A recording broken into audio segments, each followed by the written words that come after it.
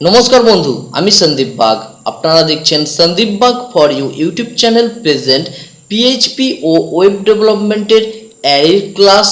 এই ক্লাসে আপনারা শিখবেন অ্যারের একটি গুরুত্বপূর্ণ ফাংশন যার নাম অ্যারে চেঞ্জ কি কেস ফাংশন।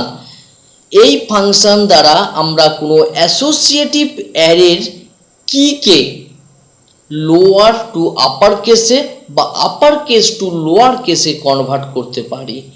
এই অ্যারে চেঞ্জ কি কেস ফাংশনের দুটি প্যারামিটার লিখতে পারি, একটি হচ্ছে অ্যারে আর দ্বিতীয়টি কেস।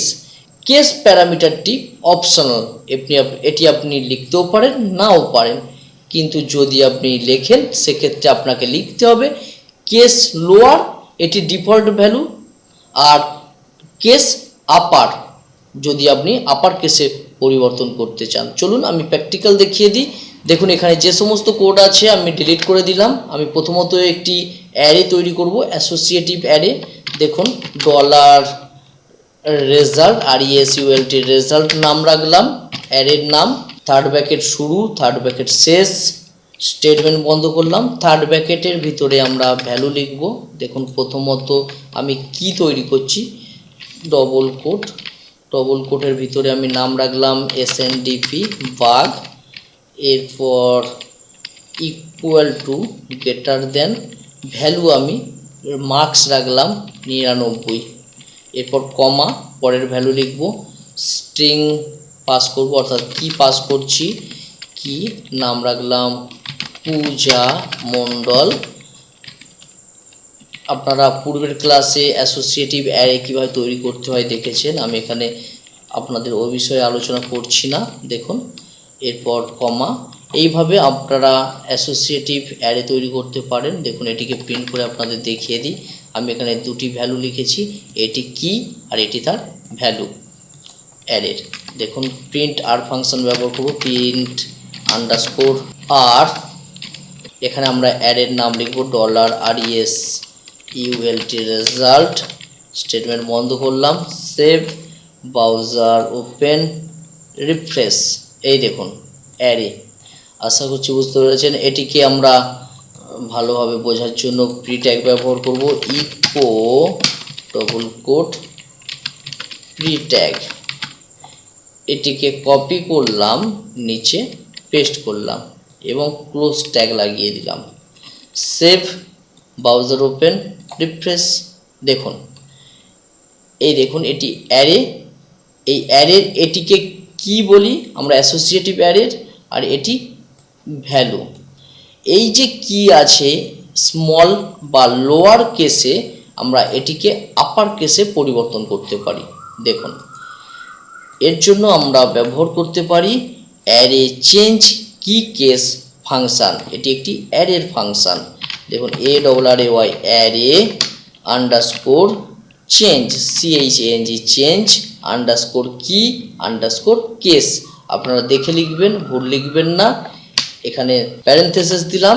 এখানে দেখুন দুটি আমরা ভ্যালু লিখতে পারি। এখানে অ্যারে ইনপুট অর্থাৎ অ্যারের নাম দিতে হবে, কোন অ্যারের কিকে চেঞ্জ করতে চাইছি।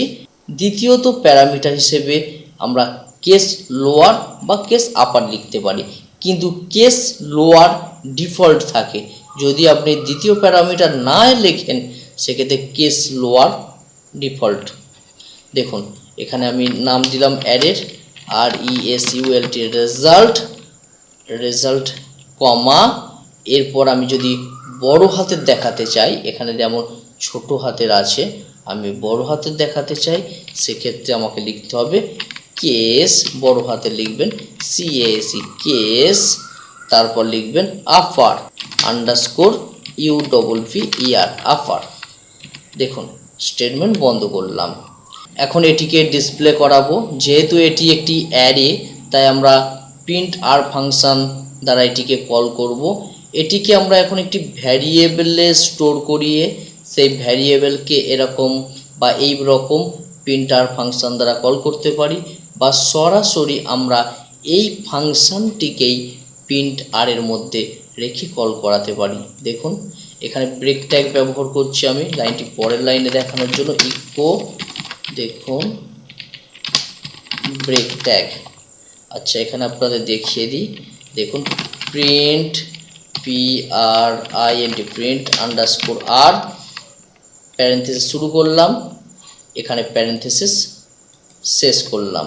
দেখুন প্রিন্টার ফাংশানের ভিতরে আমরা এটিকে রাখলাম সরাসরি কল করার জন্য, এটি শর্টকাট।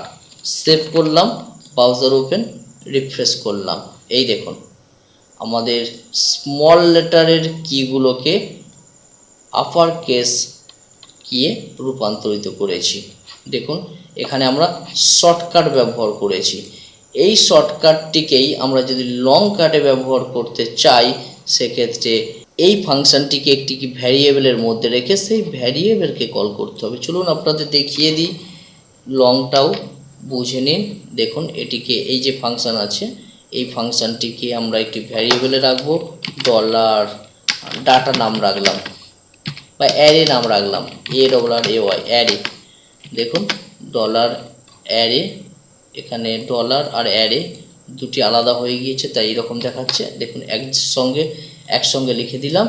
এরপর আমরা এই প্রিন্ট ফাংশন ব্যবহার করব, প্রিন্ট আর প্যারেন্থেসিস শুরু শেষ। এখানে আমরা এই ভ্যারিয়েবলকে কল করব, কপি করলাম, এখানে পেস্ট করলাম, স্টেটমেন্ট বন্ধ করলাম, সেভ, ব্রাউজার ওপেন, রিফ্রেশ। এই দেখুন কোনো তফাৎ বা কোনো কিছু পরিবর্তন হচ্ছে না, একই কাজ। আপনি শর্টকাটও ব্যবহার করতে পারেন আর লং কাটও ব্যবহার করতে পারেন। এটিকে আমরা একটি এই প্রি ট্যাগের মধ্যে রেখে দেব।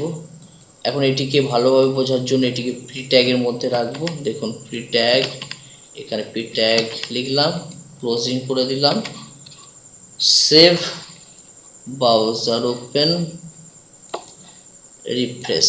এই দেখুন স্মল কিগুলো আমরা আপার কিতে বা লোয়ার কিগুলো আমরা আপার কিতে কনভার্ট করতে পারছি অ্যারে চেঞ্জ কি কেস ফাংশন দ্বারা। আশা করছি আজকের ক্লাসে আপনারা অ্যারের ফাংশন, অ্যারে চেঞ্জ কি ফাংশন সম্পর্কে বিস্তারিত জানলেন।